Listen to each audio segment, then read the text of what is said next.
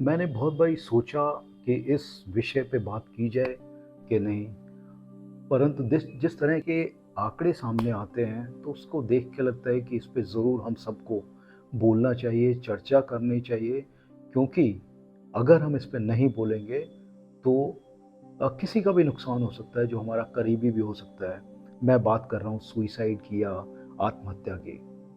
आज ही मैं एक डेटा पढ़ रहा था जिसमें कोटा जहाँ पे जेई के लिए या फिर नीट के लिए बच्चे जाते हैं पढ़ने के लिए, तो वहाँ पे लगभग 4-5 सालों में हर साल 15 से 20 बच्चे सुइसाइड करते हैं, which is alarming, which is disturbing.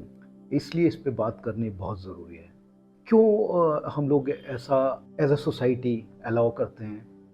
क्यों हम एज पेरेंट्स अपने बच्चों को समझ नहीं पाते कि वो उसकी इच्छा है कि नहीं है उसमें जाने की या उस उन विषयों को पढ़ने की? क्यों हम बच्चे से नहीं पूछते कि बेटा या बेटी, तू ये करना चाहता है कि चाहती है? और वो बच्चा जो 16 या 17 साल का है, वो खुद से ऐसा डिसीजन शायद नहीं ले पाता। हम इस समय पे कुछ काउंसलर्स की मदद ले सकते हैं, या फिर उसका ब्रेन मैपिंग करवा सकते हैं, उसके कुछ टेस्ट ले सकते हैं, कुछ जो एक्सपर्ट्स हैं उनकी राय ले सकते हैं, बच्चे से पूछ सकते हैं। ये सब चीज़ें हम कर सकते हैं बच्चे को वहाँ भेजने से पहले, या फिर कोई भी इस तरह का हादसा ना हो उसको टालने के लिए।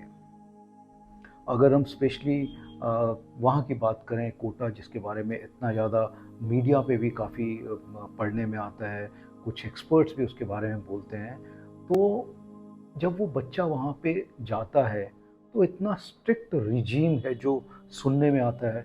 मैं खुद इंजीनियर हूँ, दिल्ली कॉलेज ऑफ इंजीनियरिंग से मैं पढ़ा हूँ, परंतु इस तरह का कोई प्रेशर नहीं था। ठीक है, हमने 12th में जो हमारे मार्क्स आए उसके बेसिस पे हमको इंजीनियरिंग में एडमिशन मिला, या फिर बहुत सारे बच्चे हैं जो आज भी उनका एम है कि वो इसमें जाएं, और अगर हो जाता है तो ठीक है, नहीं होता तो किसी और कॉलेज में चले जाएंगे। परंतु मुझे इसी कॉलेज में जाना है, और क्योंकि हर एक चीज़ का कंपटीशन है, सीट्स लिमिटेड हैं, तो आपको वहीं पे एडमिशन मिलेगा, ऐसा बहुत बारी नहीं होता। और ये सिर्फ पढ़ाई की बात नहीं है, जीवन में भी ऐसा नहीं होता।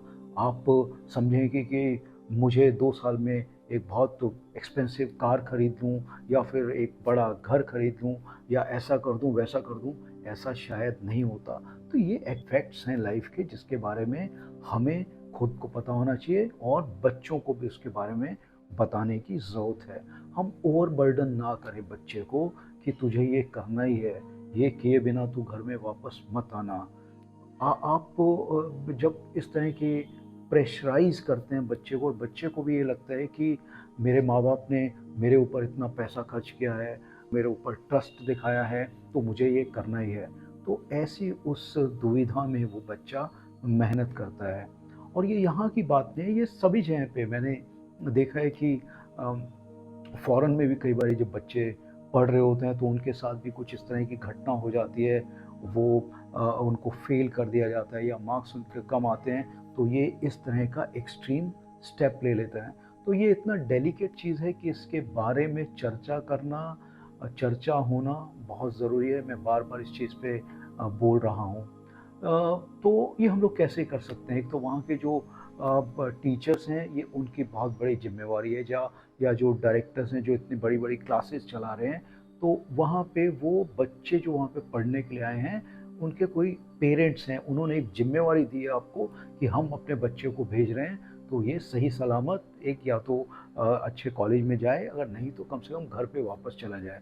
तो ये बड़ी ज़िम्मेवारी तो वहाँ के जो डायरेक्टर्स हैं, जो क्लासेस एजुकेशनल क्लासेस जो चलाते हैं, कॉम्पिटिटिव क्लासेस, तो उनको भी इसके बारे में सोचने की ज़रूरत है। जब उनको लगे कि बच्चा ठीक से परफॉर्म नहीं कर रहा, तो उसके पेरेंट्स को उसके बारे में बताना चाहिए। अब कई बार तो ऐसे भी सुनने में आता है कि बच्चे पे बहुत वॉच रखी जाती है कि वो किसी और से बात तो नहीं कर रहा, या कहीं और तो नहीं जा रहा। ये मैंने कंफर्म नहीं किया, परंतु इस तरह की चीज़ें होती हैं। तो इस तरह का कोई भी मेंटल या साइकोलॉजिकल प्रेशर बच्चे के ऊपर ना हो। हम इस तरह के प्रेशर्स को कैसे रिलीज़ कर सकते हैं? अगर बच्चा हमारे साथ में है, तो उसके फ्रेंड्स रहते हैं, जाके थोड़ी देर उनसे बात कर सकता है, या फिर कोई गेम खेल सकता है, या फिर टीवी देख सकता है, या इस तरह अपने फैमिली मेम्बर से उनके साथ में जाके हंसी मजाक कर सकता है, कुछ बात कर सकता है। तो ये सब चीज़ें होती रहती हैं अगर बच्चा घर पे है तो। वहाँ पे जाके एक अनजान जगह में अनजान लोगों के साथ में जो फ्रेंड बनते बनते उनको टाइम लगता है, और उसमें सब लोग कंपटीशन में है कि मुझे सेलेक्ट होना है, तो ऐसी सिचुएशन में बच्चा कई बार एडजस्ट नहीं कर पाता। तो इस जगह पे माँ बाप का भी उसी तरह का रोल है कि वो बच्चे से इंटरेक्ट करते रहें, पूछते रहें कि उसका मन लग रहा है कि नहीं लग रहा। अगर उसके मार्क्स कम आ रहे हैं, परफॉर्मेंस कम भी है, तो ज़्यादा उसके ऊपर प्रेशराइज ना करें। उसको बोल सकते हैं कि बच्चे, अगर तू नहीं, तेरे को जम रहा, या if you are not able to compete with others, और if you are not happy, या कुछ इस तरह की चीज़ है, तो उसको हम लोग वापस बुला सकें बच्चे को। मुझे लगता है कि अपने बच्चे की हिफाजत या उसकी जान से ज़्यादा कीमती कोई भी चीज़ नहीं है। तो इस तरह की चीज़ें ना हो, इसके बारे में सोचने की बहुत जिम्मेवारी है। एज अ पुलिस ऑफिसर हम लोग अपनी तरफ से काफ़ी कोशिश करते हैं, बच्चों से मिलते हैं, उनसे जाके बात करते हैं और उनसे पूछते हैं उनको कुछ ये तो नहीं है, यहाँ पे हो या कहीं पे भी हो। इस तरह से एक इंटरेक्शन रहता है पुलिस का। और एज अ पुलिस ऑफिसर हम लोग जाके उनसे काफ़ी चीज़ें, माहौल के बारे में पूछते हैं, उसको कोई तकलीफ़ तो नहीं दे रहा, इस तरह की चीज़ें करते हैं। हम जब भी फील्ड में काम करते हैं तो हम अपनी ज़िम्मेवारी इसको समझते हैं, परंतु ये ज़िम्मेवारी समझते समझते हम ये नहीं चाहते कि कोई बच्चा इस तरह का एक्सट्रीम स्टेप ले और तब हम जाके वहाँ पे इंक्वेस्ट करें, पंचनामा करें, या इस तरह की कोई चीज़ करें, क्योंकि हमको भी दुख होता है, हम भी माँ बाप हैं, हमारे भी बच्चे हैं। तो इस चीज़ पे ध्यान रखना बहुत ज़रूरी है। जब भी अगर बच्चे, क्योंकि आजकल बहुत सारी अपॉर्चुनिटीज़ हैं, तो अपने बच्चे से हमें पूछ लेना चाहिए कि वो क्या चाहता है। कई बारी क्या होता है कि मैं जो चीज़ नहीं कर पाया, तो हम वो चीज़ बच्चों में देखते हैं कि अगर मैं नहीं कर पाया, तो कम से कम मेरा बच्चा तो ये ज़रूर कर पाए।